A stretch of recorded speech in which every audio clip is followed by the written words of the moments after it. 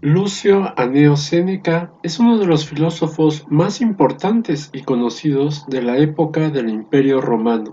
Este pensador tuvo por objetivo transmitir a cualquier persona con inquietudes morales un modelo de vida que condujera hacia el perfeccionamiento mediante la virtud, lo que en palabras del historiador francés Paul Baine es un arte de vivir. En cuanto a la vida de Séneca, ésta se caracterizó por una muy cercana proximidad al poder y a los riesgos que ésta conllevaba.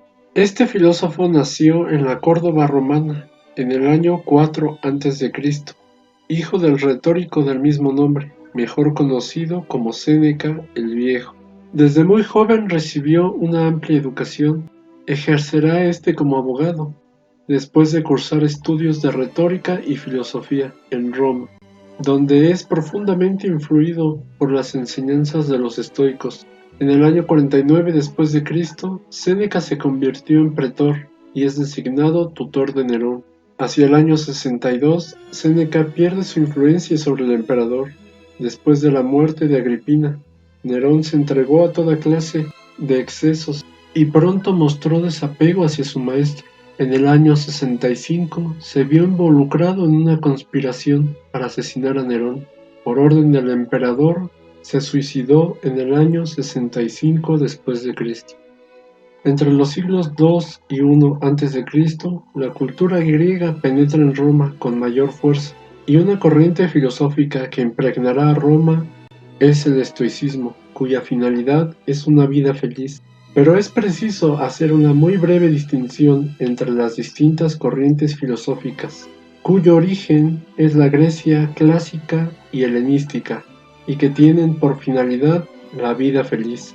Estas son la cínica, la epicurea y la estoica.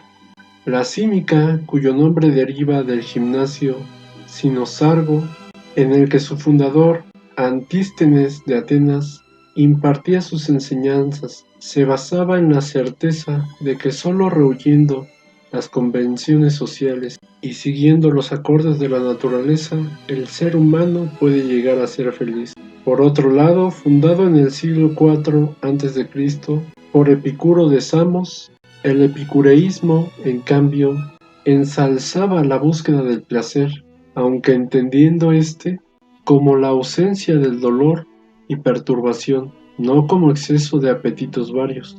Y ya en las centurias siguientes, Zenón de Cito puso las bases del estoicismo, una filosofía que aboga por aceptar lo que el destino nos depare y vivir conforme a los principios de la razón, para evitar las pasiones que impiden la felicidad.